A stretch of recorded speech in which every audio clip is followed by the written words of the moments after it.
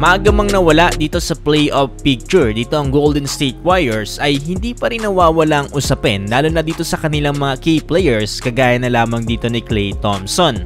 Ito nga ay matapos silang ilaglag ng Sacramento Kings dito sa play-in at makapagtala dito si Klay Thompson ng 0 points. Pero agad-agad siyang pinakapan dito ng kanilang head coach na si Steve Kerr dito nga sa naging press conference. Ayun mismo dito kay Coach Steve Kerr, we need Klay back. He's still a good years left what Klay has meant to this franchise. Sinabi din dito ni Coach Steve Kerr na si Klay Thompson daw ang isa sa mayroong pinakamalaking key role para dito sa Warriors. Hindi daw ganun karaming players ang mayroong ganitong deep shooting kagaya na lamang ni Klay Thompson. Pero dahil magiging free agent na ngayong paparating na off-season itong si Klay Thompson ay hindi talaga maiwasan na pag-usapan siya ng mga sports insider. Kagaya na lamang dito nung naisulat ni Sam Amick ng The Athletic.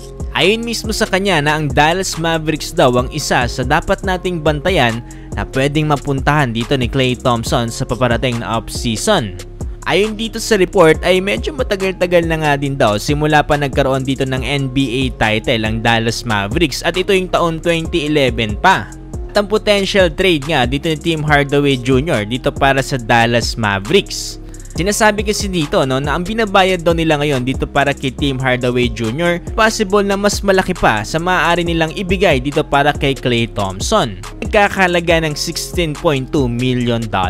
Kaya naman kung salary cap lang yung pag-uusapan ay talagang makakatipid itong Dallas Mavericks dito kay Klay Thompson. Bukod pa niyan, hindi rin biro ang experience nito ni Klay Thompson na merong 4 na NBA championships. Dagdag pa nito, isa lang naman siya sa bumubuo dito sa dynastiya ng Golden State Warriors kasama sila Stephen Curry at dito nga si Draymond Green.